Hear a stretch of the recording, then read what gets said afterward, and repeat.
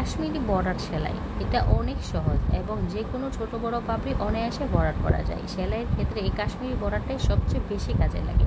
Kashmiri বর্ডারটার finishing আনতে হলে আপনাকে আরও প্র্যাকটিস করতে হবে। এরকম আরও টিপস অ্যান্ড ট্রিক্স পেতে আমাদের পেজের ভিডিওগুলো শেয়ার করে রাখতে পারেন। আর আমাদের ভিডিও যদি ভালো লাগে অবশ্যই কমেন্ট করতে পারেন, লাইক করতে পারেন।